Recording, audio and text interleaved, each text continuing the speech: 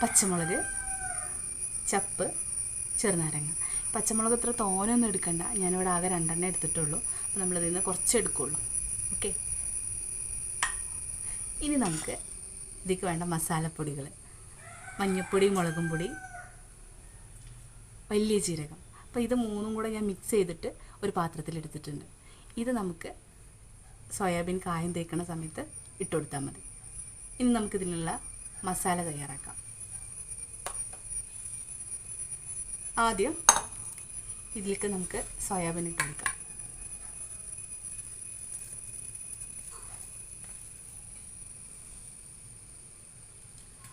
പിന്നെ നമ്മളെ മസാലപ്പൊടികൾ, നമ്മൾ എടുത്തു വെച്ച മസാലപ്പൊടികളുണ്ടല്ലോ, ഇതിട്ട് കൊടുക്കാം.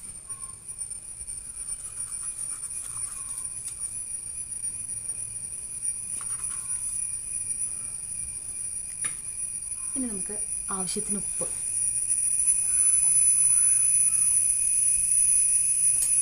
പിന്നെ ചെറുനാരങ്ങ നീരാണ്. നമ്മളിവിടെ സുർക്കല്ല ഉപയോഗിക്കുന്നത്, കാരണം സുർക്ക ഉപയോഗിക്കുമ്പോൾ സോയാബീൻ നമ്മൾ ഫ്രൈ ചെയ്യുന്ന സമയത്ത് വളരെയധികം ഡ്രൈ ആയി പോകും.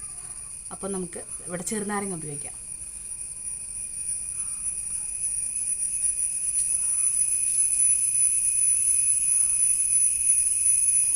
രണ്ട് വലിയ ചെറുനാരങ്ങയാണ് ഞാൻ എടുത്തിട്ടുള്ളത്. അപ്പോൾ അത് പുളി നോക്കിയിട്ട് നമുക്ക് കൂട്ടി കൊടുത്താൽ മതി.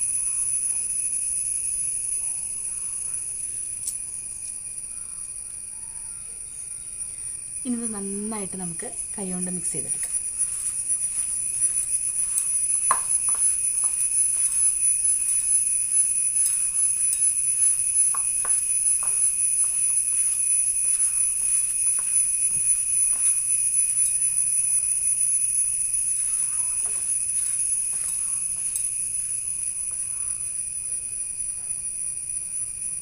ഈ സമയത്ത് നമുക്ക് ഉപ്പൊക്കെ ഉണ്ടോ എന്ന് നോക്കാം. ഇനി നമുക്കിതിലേക്ക് ഇത്തിരി നമ്മൾ ചിക്കനിലൊക്കെ കളറ് ചേർക്കൂലേ, കുറച്ച് നമുക്കിതിൽ ഇട്ട് കൊടുക്കാം.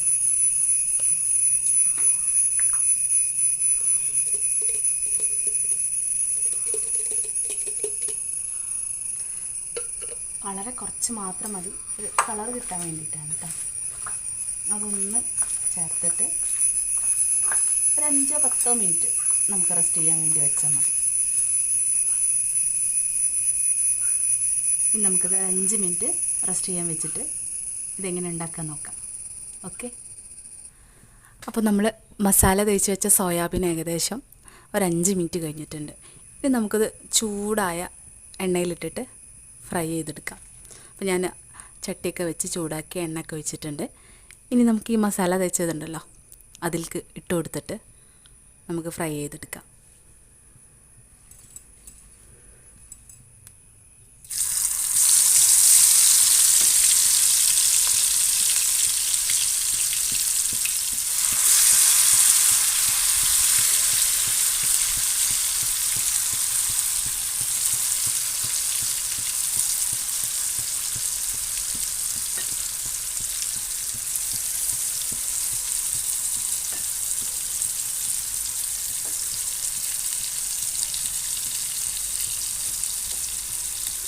ഇത് വേവാനൊന്നുമില്ല, ഏകദേശം നമ്മൾ ചുടുവെള്ളത്തിലിട്ട് സോയാബീൻ വേവിച്ചെടുക്കണതല്ലേ. അപ്പം ആ മസാല ഒന്ന് അതിൽ പിടിക്കുന്ന വരെ നമുക്കൊന്ന് അങ്ങോട്ടും ഇങ്ങോട്ടും എടുത്ത് മറിച്ചിട്ട് പിന്നെ നമുക്ക് കോരിയെടുക്കാം. നമ്മൾ സോയാബീൻ ഒന്ന് മറിച്ച് കൊടുക്കുന്നുണ്ട്. അപ്പോൾ എൻ്റെ ചാനൽ കാണുന്നവർ നിങ്ങൾക്ക് ഇഷ്ടമാണെങ്കിൽ ഷെയർ ചെയ്യുക, ലൈക്ക് ചെയ്യുക, സബ്സ്ക്രൈബ് ചെയ്യുക.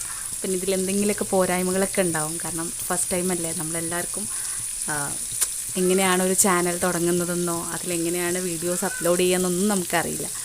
അപ്പം എൻ്റെ ഫസ്റ്റ് അറ്റംപ്റ്റാണ്. എന്തെങ്കിലും പോരായ്മകളുണ്ടെങ്കിൽ നിങ്ങൾ ചൂണ്ടിക്കാണിക്കണം.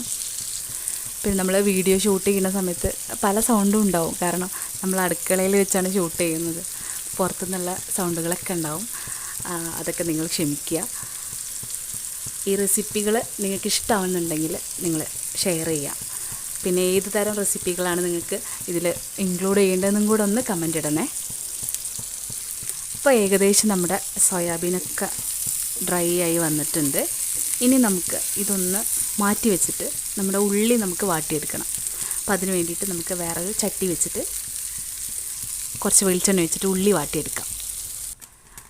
നമ്മുടെ ചട്ടി വെച്ചിട്ട് ഇനി നമുക്ക് വെളിച്ചെണ്ണ ഒഴിച്ച് കൊടുക്കാം. വെളിച്ചെണ്ണ ഏകദേശം ചൂടായി വരുമ്പോൾ നമുക്ക് അരിഞ്ഞ് വെച്ച സവാള ഇട്ട് കൊടുക്കാം.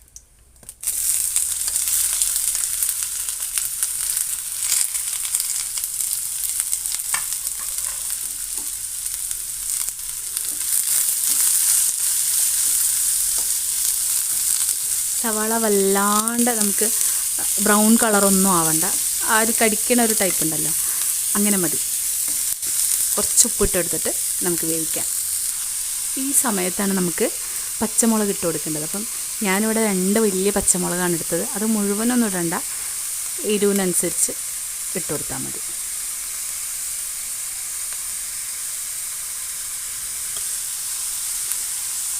അങ്ങനെ ഇട്ട് കൊടുക്കുകയാണെങ്കിൽ ആ മുളകിൻ്റെ കുരു കളഞ്ഞിട്ട് നമുക്ക് ഇട്ട് കൊടുത്താൽ മതി. അതാകുമ്പോൾ വലിയ എരിവ് ഉണ്ടാവില്ല. ഇതൊന്ന് ജസ്റ്റ് ഒന്ന് വാട്ടി കൊടുക്കാം.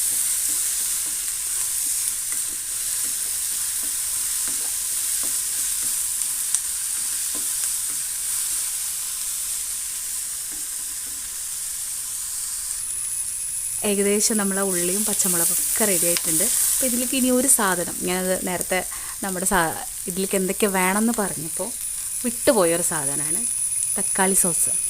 ഒരു 2 ടീസ്പൂൺ തക്കാളി സോസ്, അത് നമുക്ക് ഈ സമയത്ത് ഇട്ട് കൊടുക്കാം.